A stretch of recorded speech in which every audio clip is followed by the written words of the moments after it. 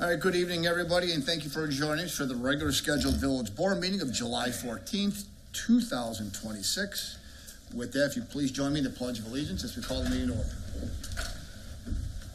Pledge allegiance to the flag of the United States of America and to the republic for which it stands, one nation, under God, indivisible, with liberty and justice for all.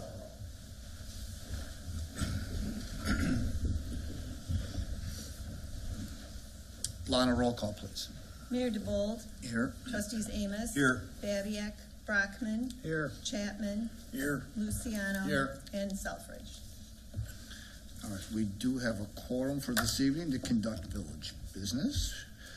With that, we will move on to our citizens section. Are there any citizens wishing to address the village board this evening?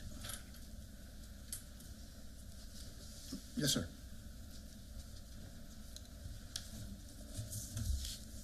So my name is Brandon Campbell. I'm the chief of JJC Police Department. I just wanted to take a moment of your time to acknowledge Chief Phil Arnold. So Phil, congratulations on an incredible career. 40 years in law enforcement and 27 years as a chief is an incredible accomplishment. When I became a chief and was new to the area, Phil and Aaron both were some of the first people to welcome me. They made me feel like I belonged from day one, and Phil was always willing to answer a call, offer advice, or make an introduction. I also learned pretty quick that if you're walking somewhere with Phil, plan on taking twice as long because several people are going to stop you to talk to Phil, and that can take quite a while. And if you stand next to Phil for 5 minutes, you're guaranteed to meet someone new. At first, I thought it was just because he knew everyone, but it really is a testament to his 40 years in law enforcement and showcasing the right way to treat people. So it's greatly appreciated, my friend. Phil, your impact goes far beyond the agencies you've led. You've invested in people, you've mentored leaders, you've made this profession better. I'm grateful to call you a mentor and a friend. Congratulations on an extraordinary career. You've certainly earned this next chapter, and I wish you nothing but happiness, good health, and a lot of miles on your motorcycle. So, thank you.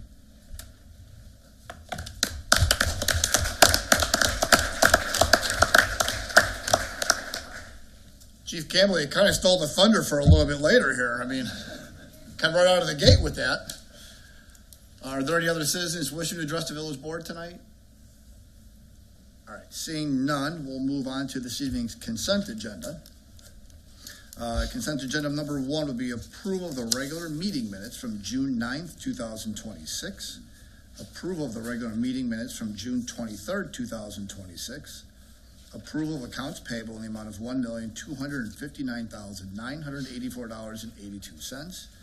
Item 4 is approval of a payment in the amount of $10,000 to the Will County CED for the 2026-2027 dues.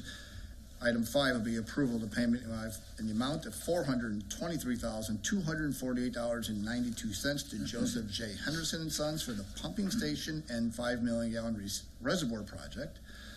Item number 6 is approval of a payment in the amount of $17,012.70 to IMS Infrastructure Management Services for the 2026 pavement management study.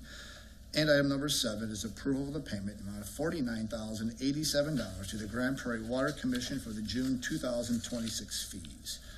Are there any questions, or does any board member need any further clarification regarding anything on this evening's consent? Make a motion to approve the consent agenda.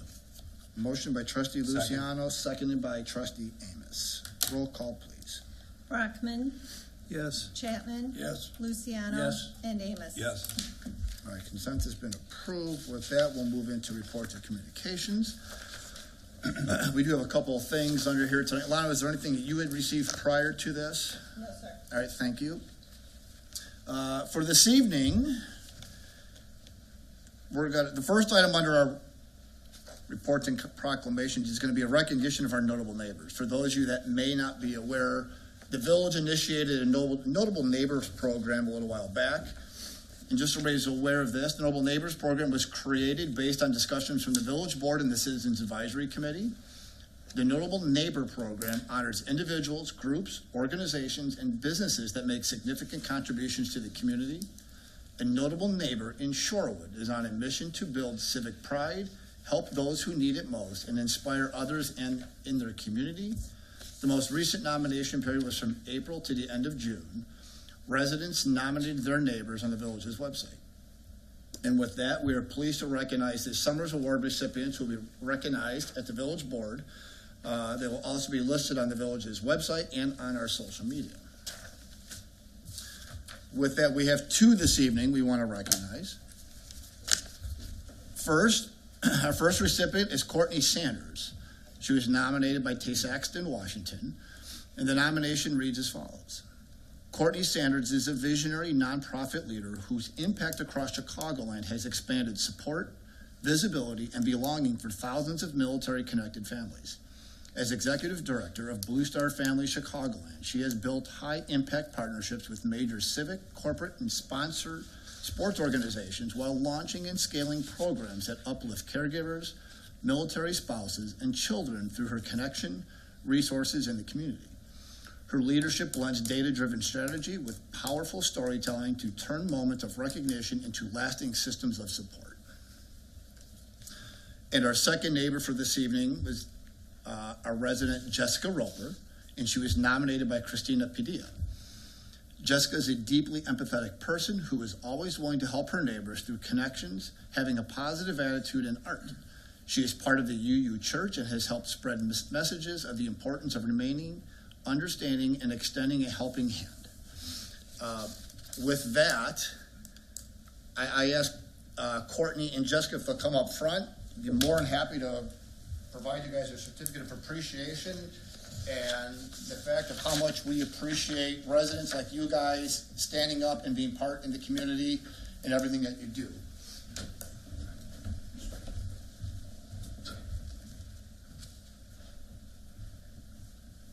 All right. All right, quick little turn. Courtney, I think Isabel's going to try to get a picture. With that, we want to make sure we present you a certificate of appreciation from the village of Shorewood regarding everything that you do to help in your community outlook and your community support.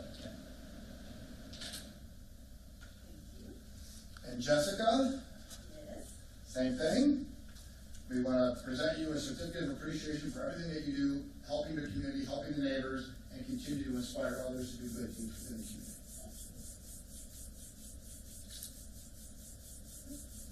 Thank you both for what you're doing.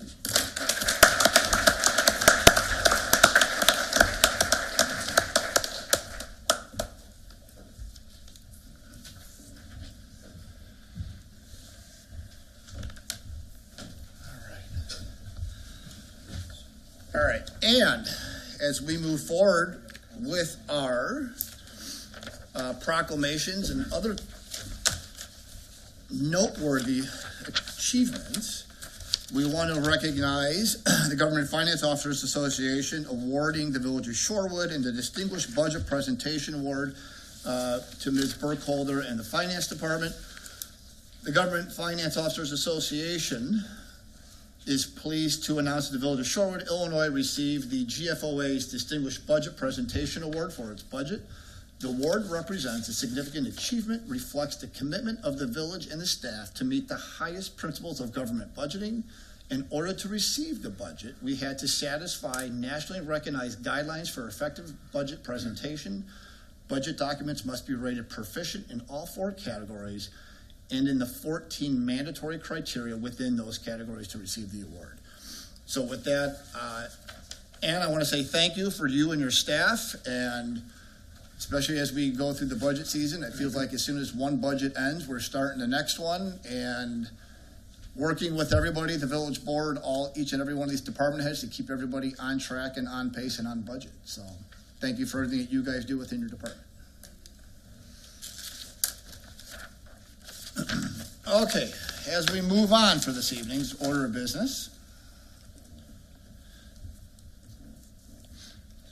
consideration for approval of a resolution honoring retiring Chief Phil Arnold. And again, Chief Campbell kind of stole the thunder on this one, so a resolution of the Village of Shorewood, Will County, Illinois, honoring Chief Philip Arnold. Whereas the Village of Shorewood has had the good fortune to have been served since December 2021 by Philip Arnold, Chief of the Shorewood Police Department. Philip started his career in law enforcement in May 1986. And whereas he has dedicated more than 40 years of his life to the law enforcement profession, serving with distinction, integrity, and unwavering commitment to public safety in the Illinois communities of Harvey, East Hazelcrest, Thornton, Wilmington, and Shorewood, as well as to 32 states of the Midwest and Western divisions of the Amtrak Railroad Police, where he served as Director of Police Services.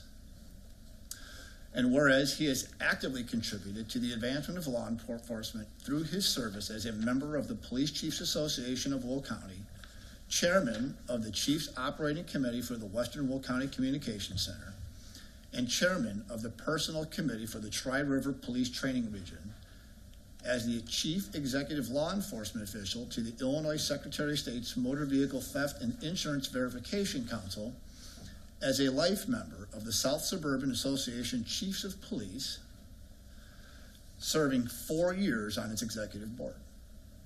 An active life member of the Illinois Association of Chiefs of Police, where he currently serves on the executive board and as Sergeant at Arms.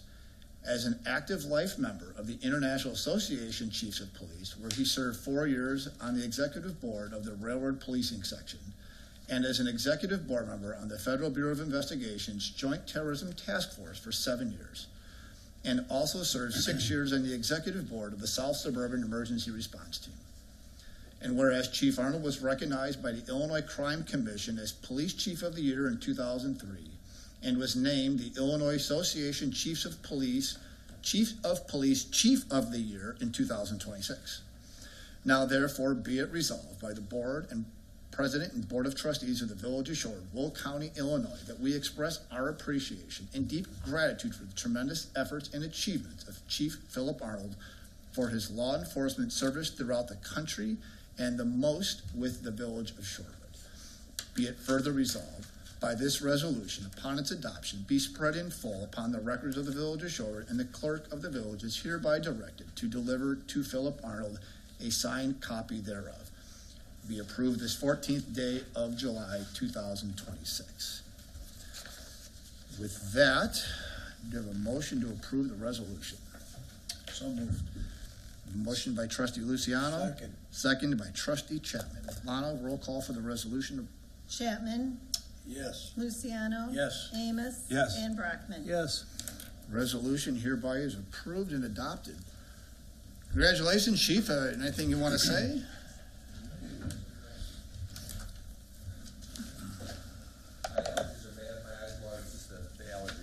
We'll go with that. It's the season.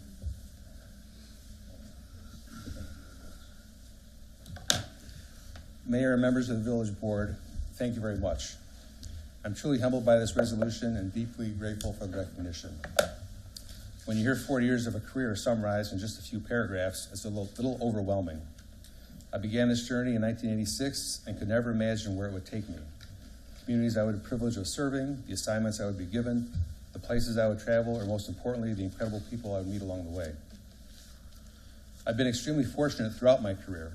I've had opportunities to serve many levels, to work across much of this country, and to serve alongside some of the finest law enforcement professionals anywhere. From patrolman where I grew up in the city of Harvey, Illinois, to riding on the inaugural train with President Obama for his first inauguration, and many points in between. But a 40-year career is not made up of only good times, the accomplishments, and the awards. There have also been many incredible, difficult times, the moments I will carry with me for the rest of my life. During my career, I've had to respond to the line of duty deaths.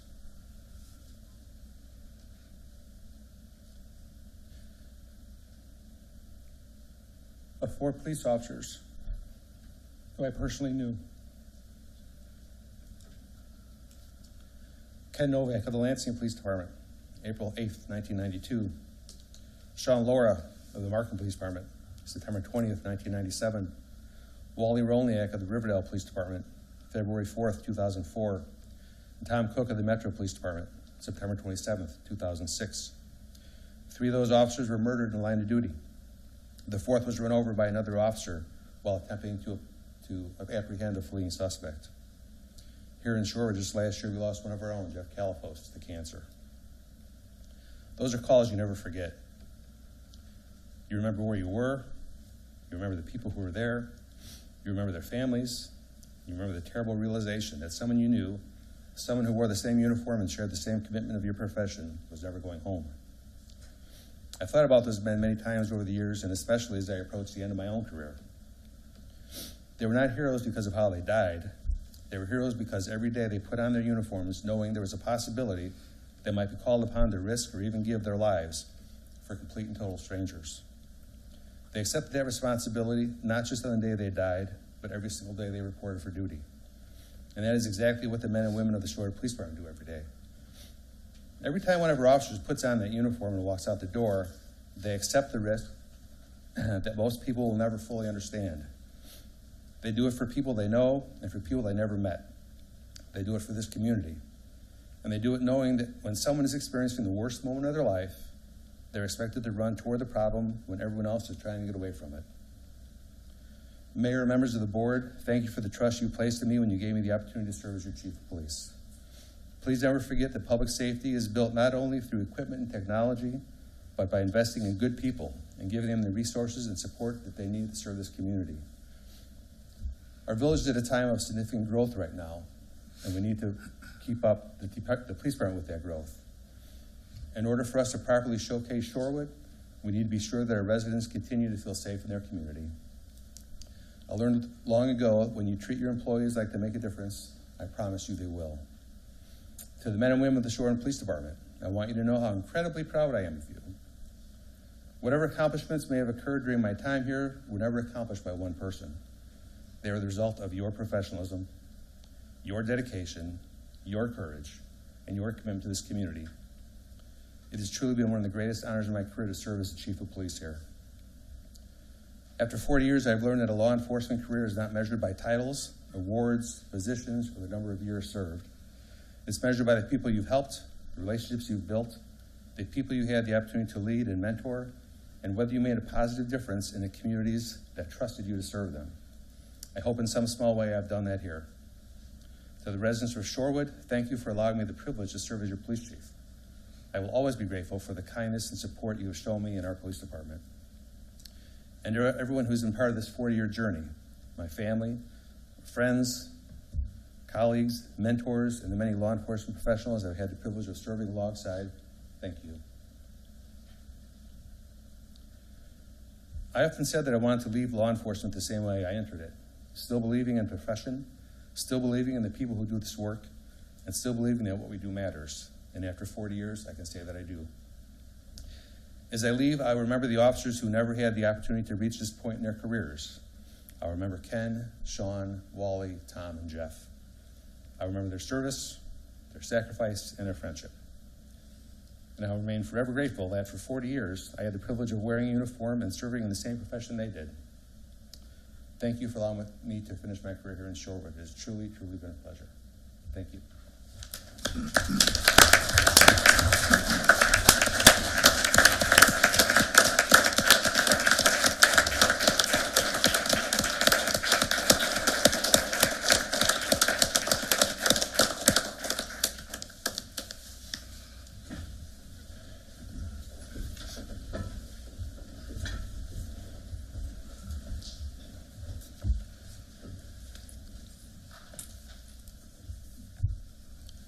All right, as we move forward with this evening's order of business, kind of hard to follow up after a retirement like that. Item number 2 is a presentation from the Village Shorewood's Police Pension Actuary Evaluation as set forth April 1st, 2026. I mean, might as well talk about police pensions right now, right? I guess it's a good follow-up to this. Yeah. Tonight, Heidi Andorfer from Foster & Foster is back with us to discuss the results of the police pension valuation. This assessment was performed in conjunction with the village's fiscal year 2026 audit. It is one of the annual requirements of the fund and of the village to have this data reviewed. Heidi is here to give an overview of the fund's position and the results of that valuation. Thank you. Thank you very much, Ann, and thank you for your help in getting us the information we needed to perform the evaluation. I appreciate the opportunity to be here tonight and address the village with the information here. I'm going to turn you all to page 72 of your meeting packet, which is page 5 of our report. It's our bottom line on top summary there that shows you the results year over year. You can see last year's numbers on the left-hand side, this year's numbers on the left-hand side, last year's numbers on the right for that year-over-year comparison. We lead with funded status there at the top. You could see that there was a small decrease in the funded ratio from 84.7% down to 83.9%. That was largely the result of some negative plan experience. That sort of noise happens year over year in evaluation, but generally speaking, you are moving in the right direction with evaluation. If I look at the middle section there for the contribution requirements, you can see the contribution went up about 3.6% year over year, so a modest increase. The nature of the methodology that's used to amortize your unfunded actual accrued liability actually suggests this number would go up every year. So we did expect some sort of increase.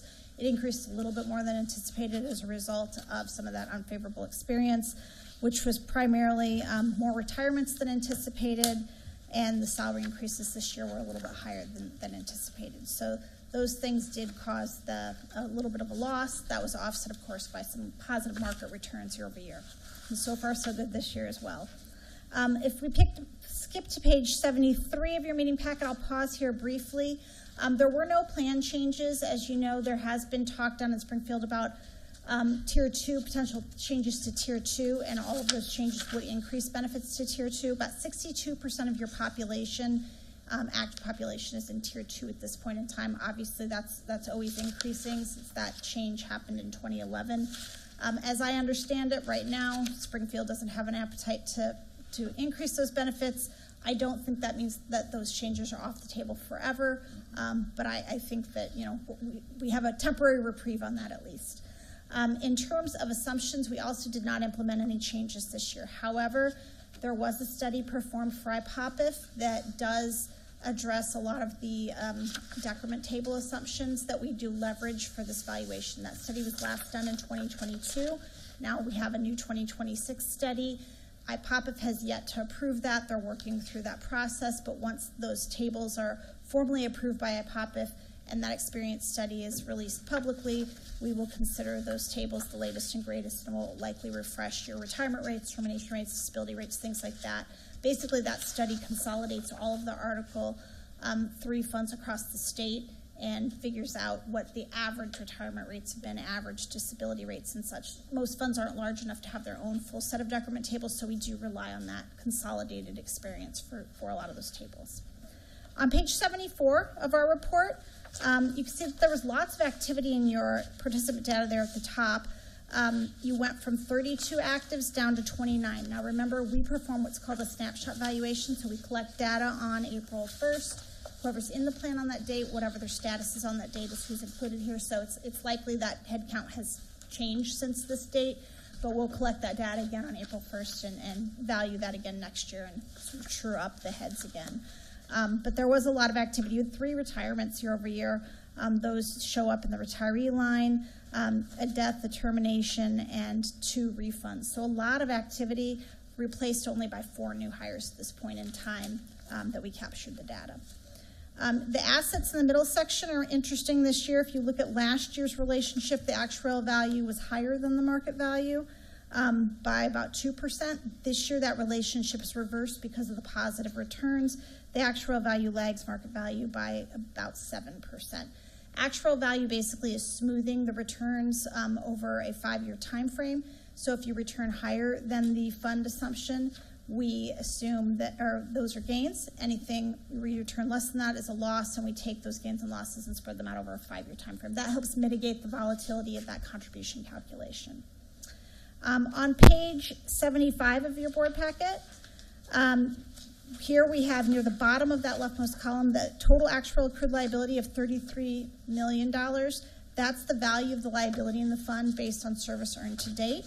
We compare that to your actual value of assets to give us the unfunded actual accrued liability of $5.3 million. That's basically service that's been earned that still needs to be funded. So that's a line item in your contribution calculation. Effectively, you could sort of think of it as a mortgage that the village has towards the police fund to pay off that service that's already been earned. And so that will be a component there. That gives us that funded ratio of 83.9. And then the last number I'll point out on this page is the total normal cost near the middle of that column of about $710,000. That's the value of your police officers earning 1 year of pension benefits in the fund.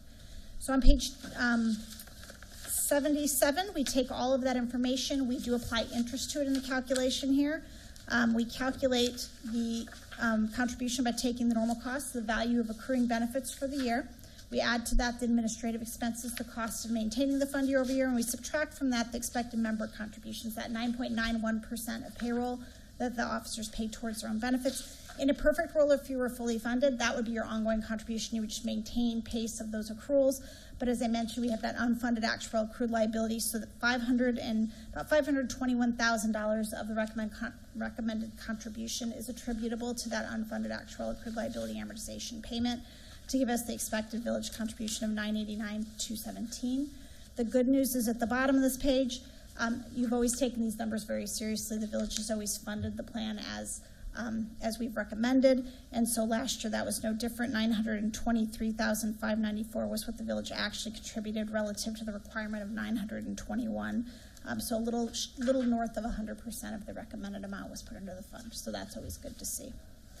On page 78 of your board packet, we show you a reconciliation of the contribution determined last year versus this year so that you can see what caused that increase. A few items that we hit here. The active decrements, those more retirements than we anticipated, cost about a $31,000 increase to the contribution. If we look at other things here, the investment return, the salary increases actually increased that by $21,000 by increasing it a little more than 6% versus the 5 or so percent that we anticipated in our assumptions. And then we also show the payroll growth assumption of 2.5%. So about $10,000 of that, all of my assumptions come true. This number goes up by about that $10,000 or $11,000 every year. And then I'll flip you briefly to page 82. That page is a graph of your funding progress. You can see that's been pretty steady over time here. A lot of this is due to the funding policy that you have in place, where we're still funding to that 2040 end date. As we start approaching 2040, as we're getting closer and closer to that, that contribution will continue to go up, and then that will increase your funding status over time as well. 2040 is the goal date right now of getting to 100% funded. So every year you'll start contributing towards that, and that 84% funded status should improve and approach that 100% by 2040. So that is currently the funding policy in place. With that, are there any questions from the board? Yeah. Yes, sir. When you say we're gonna reach 100% funded, that sounds great. I mean, if we're putting it out in the newspaper, we're 100% funded. Is that financially a good thing to be that much funded when? I think as an actuary, I would tell you you'd like to be 100% funded at all times. Being too overfunded is problematic. Being underfunded is also problematic. You should be, in a perfect world, for perfect intergenerational taxpayer equity, which is what we're trying to go for here with the funding policy in place. Ideally, if you're 100% funded, each year, all the money your taxpayers are putting into the fund is the accruals that the police officers are earning in that year. So if you think of that, they're paying the salary of those officers while they're working, and the taxpayers are also paying for the 1 year of accruals that they've earned for that year. So they are keeping pace with the services that they're being provided at that time. Right now, your tax base is not only doing that, they're also having to dig out of the hole with the service, the unfunded actual accrued liabilities. So they're paying for services that were earned in the past and delivered in the past. They're still paying for those, the current tax base. So ideally, 100% is the perfect funded status, because then your tax base is only paying for the services that they're receiving in that year.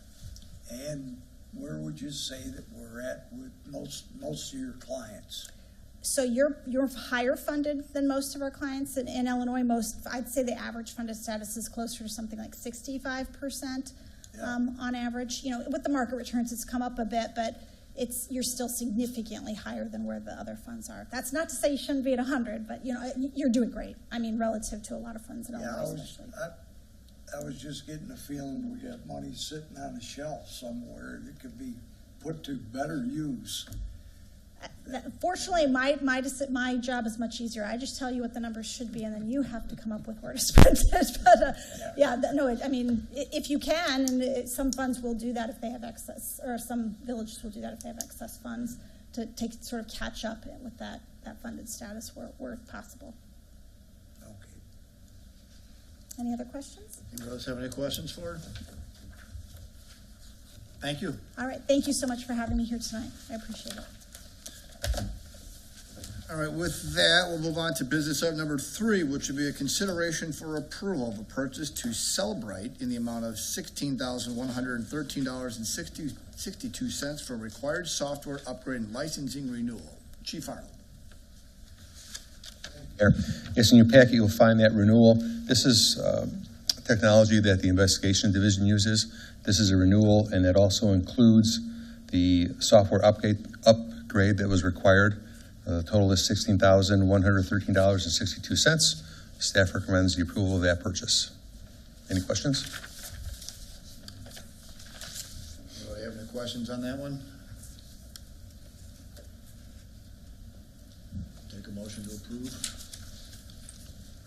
Make a motion to approve purchase to Celebrite in the amount of $16,113.62 for required software upgrade and licensing renewal. A motion by trustee Amos, Second? second by trustee Chapman. Roll call, please. Luciano, Yes. Amos. Yes. Brockman. Yes. And Chapman. Yes. All right, business item number 4 will be consideration for approval of an intergovernmental agreement between the Village of Shorewood and the City of Joliet authorizing the oversizing of sanitary sewer in Joliet's Rock Run development in payment of $130,000 to the City of Joliet, securing pipe capacity for Shorewood's potential future growth needs. Public Works. Thank you, Mayor. So we have an existing IGA with Joliet for Shorewood's wastewater treatment. Our agreement has a total capacity of a little over 4 million gallons a day. Although we're not there, we're getting close. As Shorewood continues to grow, we will need additional capacity sometime in the near future. Although we have not yet started negotiations with Joliet for more capacity, we know we want more capacity in the future. In Joliet, their Rock Run development is under construction. They are improving some of their sanitary sewer. We've been in discussions with Joliet, at least with just nudging them and letting them know we will be in discussions for capacity soon. They did identify that in their upgrades for the sanitary sewer in the Rock Run, there is an opportunity for us to partner with both the City of Joliet and the developer by upsizing and upgrading one of their sanitary sewer segments at this time. This is going to be, the Rock Run development is the same area where our river lift station pumps our wastewater to Joliet's west side plant. In the future, there is our connection point that needs to be upgraded. It's approximately 450 feet. And the upgrade is moving the pipe from a 12-inch to a 30-inch diameter, which is going to meet our future needs for sanitary. The IGA with Joliet that you have in your packet reserves this pipe capacity to belong solely to Shorewood. Our village attorney has reviewed the IGA. Staff is recommending the village board approve the IGA with Joliet and the payment of $130,000 to the City of Joliet for the oversizing installation of 450 feet of 30-inch diameter sanitary sewer in the Rock Run development. Any questions?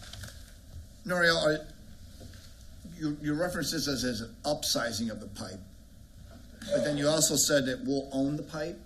We will own the capacity. We'll own the capacity. Correct.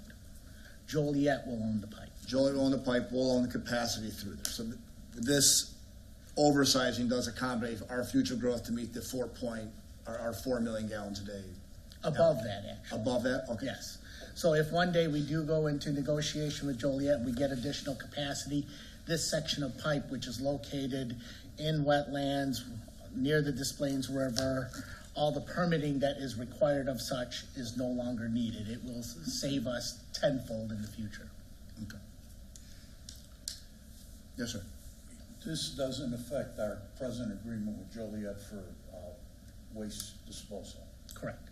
So it We're still doesn't the change same. until we go back in negotiations for that in the future. Correct. Thank you. That's all. Just a quick question, and maybe the simple answer is better. How do we ensure we own the capacity? Through the agreement that we have in front of you, that IGA. So they cannot tap into this 30-inch?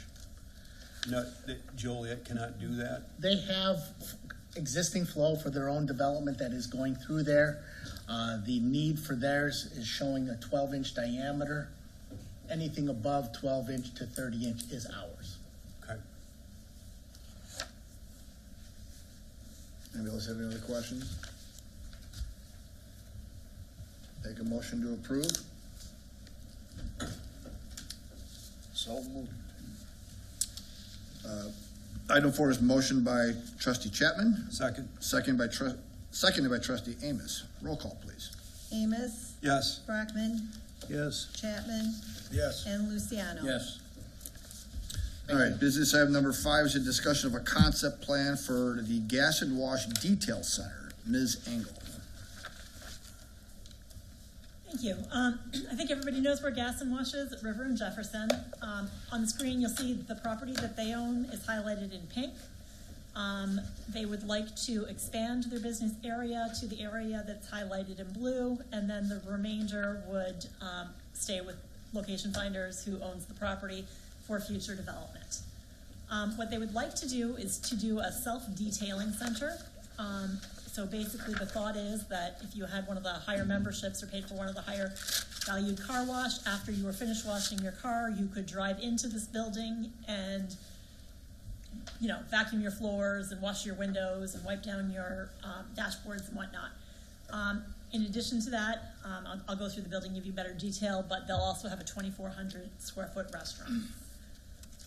The detail center itself is 16,346 square feet. They'll have 20 bays, which is essentially like 20 parking spaces inside. They'll have the vacuums and the detailing equipment along with the restaurant. And so the detail center is shown in red, the restaurant in blue, and then what you see in green is just utility equipment room, stuff like that. These are the elevations.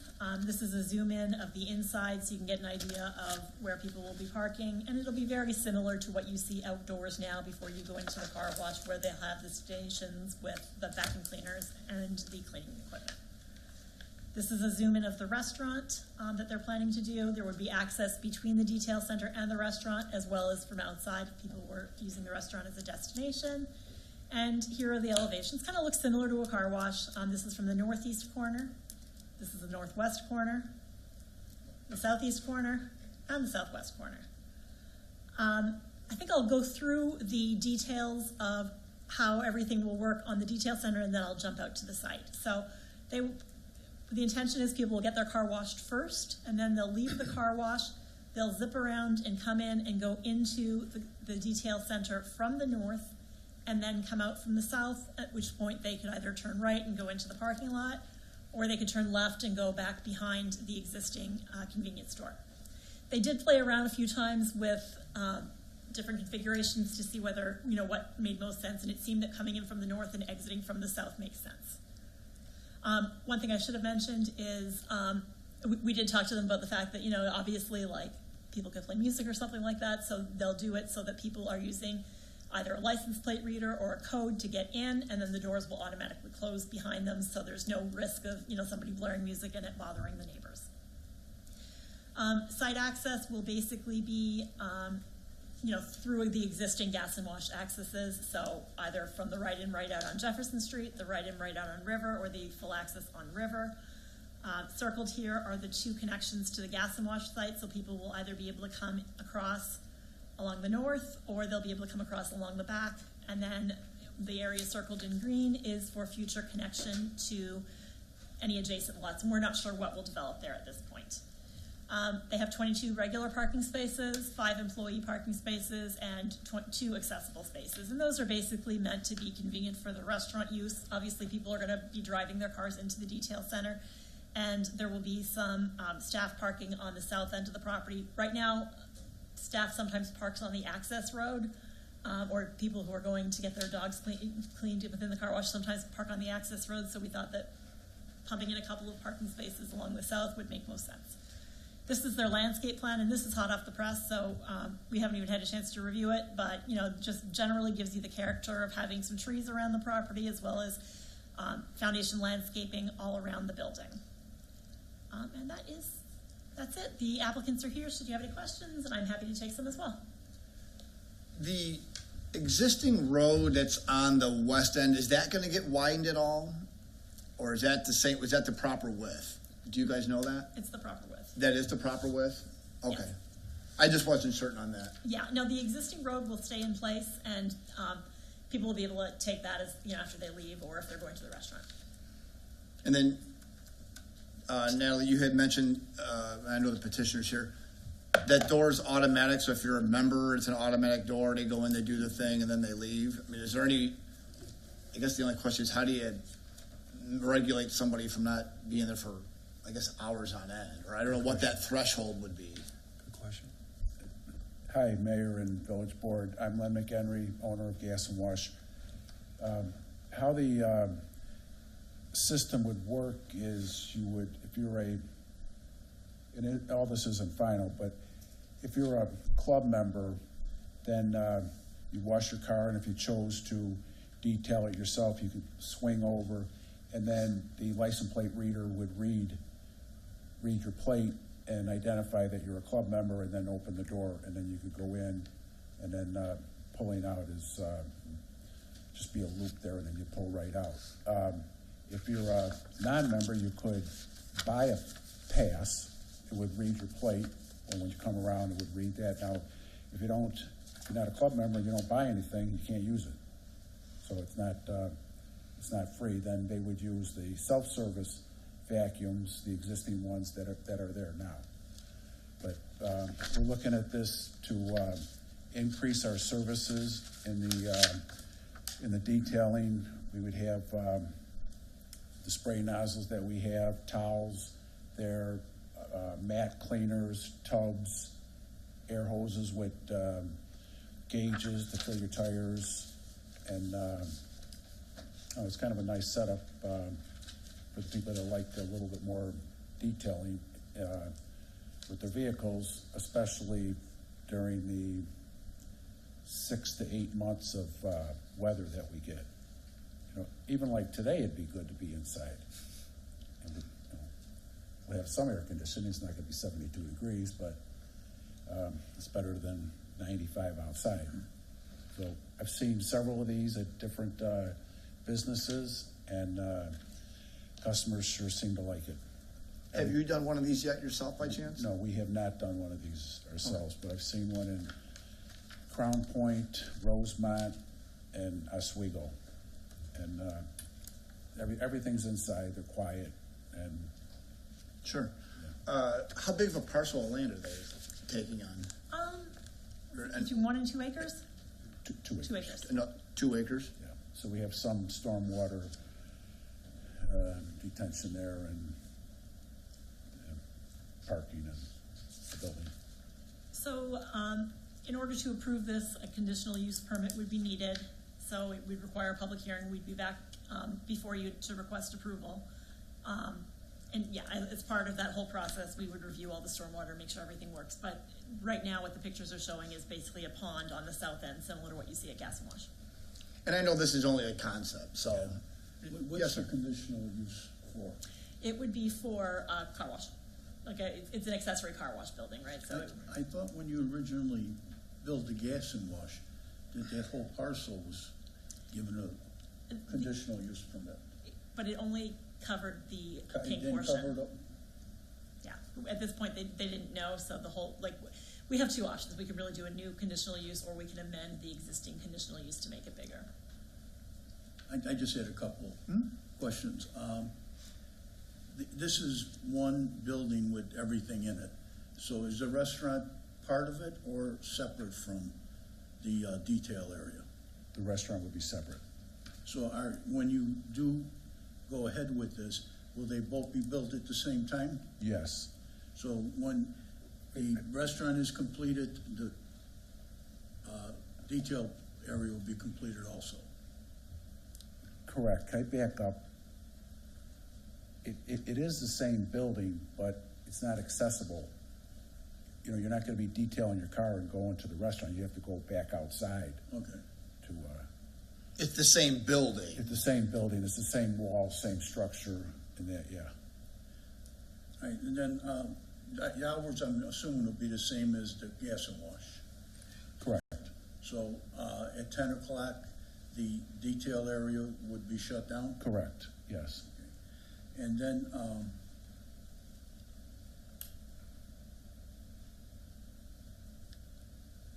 the only thing I was wondering, what's the difference, is a person gonna be able to go in there and wax their car and stuff like that, or?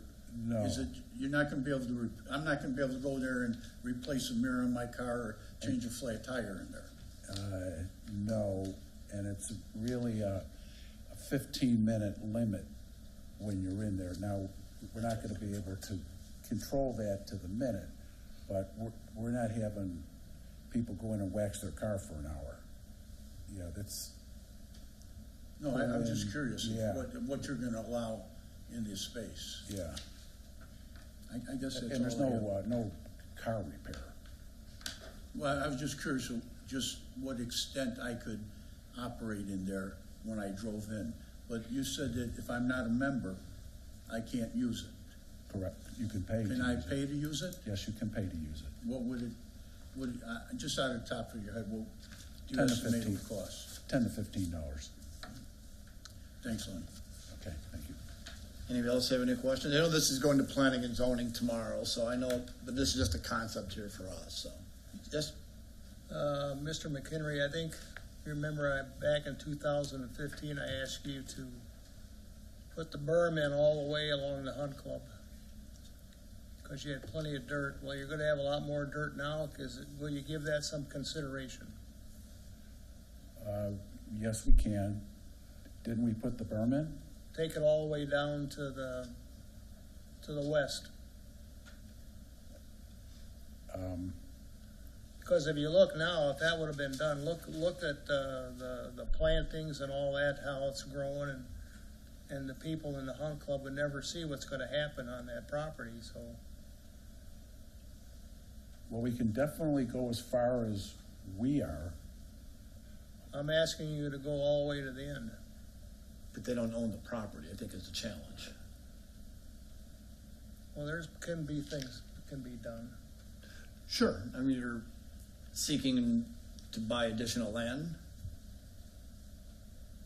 Well, if he needs to, yeah. Can we give you an answer on that at the next meeting? Of course. We're gonna do That'll everything. be tomorrow night. Tomorrow night's possible, too. Huh? Tomorrow night's possible. Okay. We're gonna do everything we can to, I don't wanna commit to something that, it's not on our property. It It's- might be cheaper to leave it there instead of hauling it off. Agreed, yeah, and we wanna do what we have to accommodate the neighbors, and, I don't think they're gonna hear anything out of this, but maybe they don't wanna see it either. But it's very possible. And another thing about this plot of land, I seen a picture of what that 20 acres is supposed to look like. There was supposed to be a main access directly across from the People's First Bank. Now, is that still in the loop, or has that completely been erased? So that was never actually platted. I think it was shown as more of a concept plan, preliminary PUD type thing. So those lots, I think, were an example of what could be built there as opposed to what actually was built. Okay. LFI owns the property. They have since the beginning. And, we've talked to them a number of times. very skilled at what they do, but they didn't have any bites on it right now, so we don't know exactly what will go in the future. And I added these, I thought that was 20 acres in total. When I added these numbers up, it only comes up to 18.2 acres, so I don't know where the other acreage is at. Oh. I thought it was Maybe it 20 got acres all dedicated. the time, that whole thing, you know, so Maybe that was with the IDOT dedication. could be. Well, if you give that some thought, I'd sure appreciate it. Just the berm or on the additional property that's not ours? I believe he's seeking to see if you can put the berm on all along the homes, Okay. to inquire if that is plausible. Does that include coming this way by Shorewood Glen? Well, there's I'm nobody. just curious because it loops around. I'm just curious of just how far you're expecting him to go. I don't think he's got enough dirt for that. That's all I've got, thank you. I have one more question and then vote it down, I forgot. Go to ahead, ask. and then I'll go after you. Sure. Just out of curiosity, what type of restaurant do you plan on putting there? Like, A is it gonna be a Mexican fast food or is A it gonna be a Mexican sit-down restaurant? It's, there's some seating and takeout. A steakhouse? No, takeout. Takeout, okay. Yeah, some seating and takeout. All right, thank you. Okay. We have, the owner of the restaurant, we have in 12 other locations. Tom, go ahead. I agree with the berm concept that Trustee Brockman brought up, all the way west to prevent noise. My biggest concern is noise. And any time limits. This is your first one. It sounds like a good concept, but your employees will be kind of enforcing the time limit. Is that how you seem to think about it? The 15 minutes? Yes, sir. Yes, we will. Okay, so loitering, congregating, those concerns won't be something part of this premium access. No, and we don't want any loitering and. Sure. Of course you don't. Yeah. You're making a big investment. You got a lot of important equipment in there. If I have this premium membership, do I have to do my vacuuming outside in the facility as it is, and then pull around and gain access to the building, or are there loud vacuums inside? No, you're coming inside you're coming inside the building. Yeah. To do your vacuuming, wash your mats, fill your tire up. We'll have towels and all the glass cleaner and degreaser and air fresheners all at the stalls. Okay.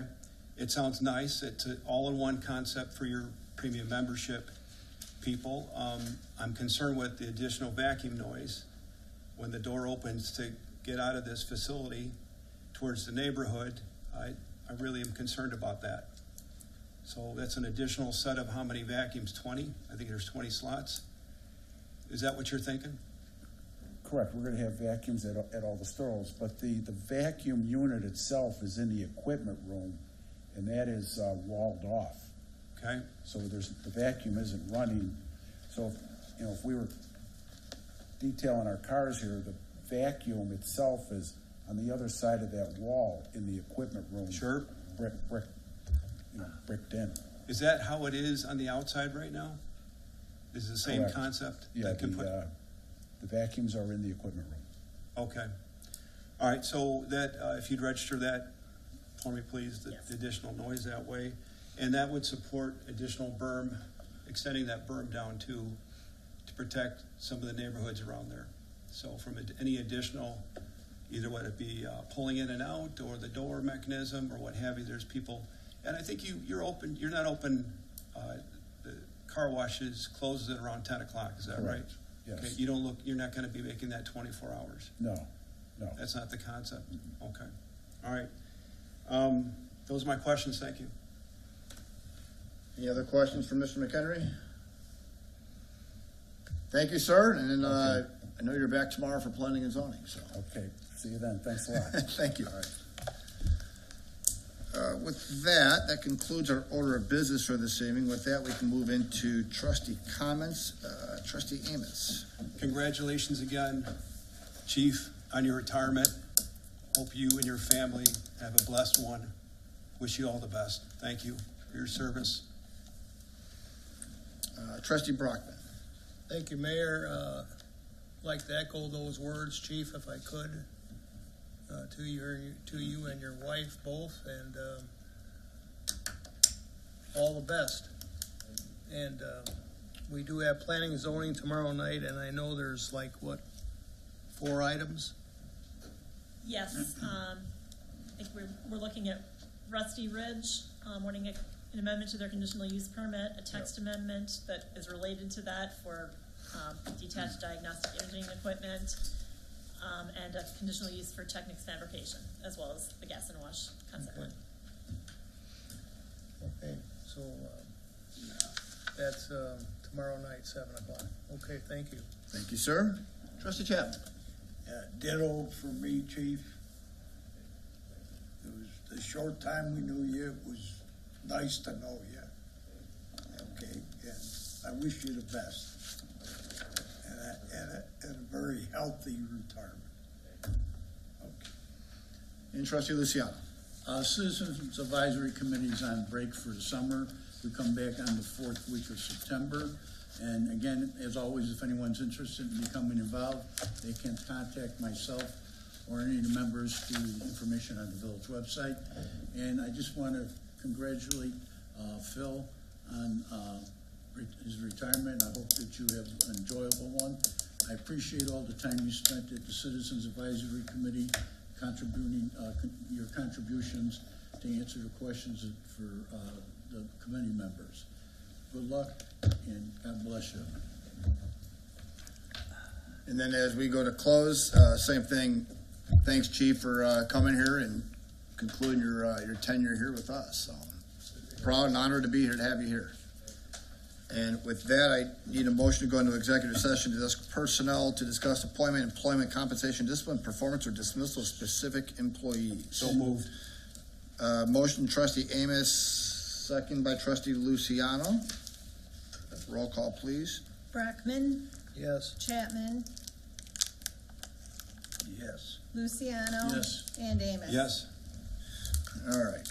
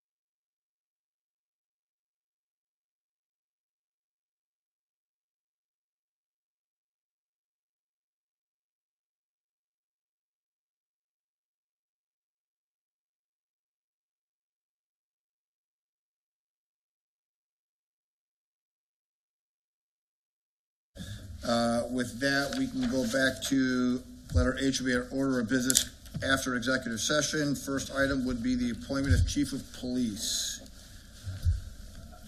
Good evening, Mayor. As stated in my memo, following the ordinance and after consultation with the mayor and the board, I'm submitting the name of Jason Barton for chief of police to succeed Chief Arnold, effective the 17th of July, for your consideration. Anybody else have any questions or discussion about that?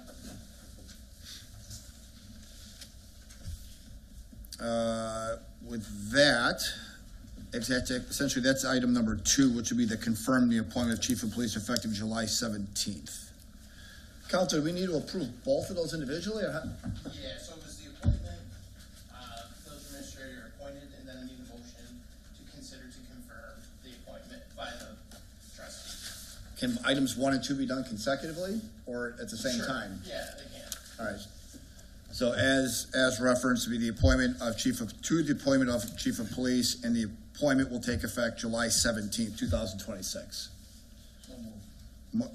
For both items? Yes. Thank you for clarification. Motion by trustee Luciano, second by trustee Amos. Roll call, please. Brockman, Yes. Chapman, Yes. Luciano, Yes. and Amos. Yes. And item number 3 be of consideration of approval of the resolution approving the employment agreement regarding chief of police for to be Chief Barton. Any Same thing we discussed in exec. It's the contract that you've had for your consideration. We have a motion by trustee Luciano for the Second. contract, second by trustee Amos. Roll call, please. Brockman, Yes. Chapman, Yes. Luciano, and Amos. Yes. With that, I can seek a motion to adjourn. Motion by trustee Luciano, Second. second by trustee Amos to adjourn. Roll call for a final, please. Chapman, Yes. Luciano, Yes. Amos. Yes. And Brockman. Yes. We are adjourned. Thank you.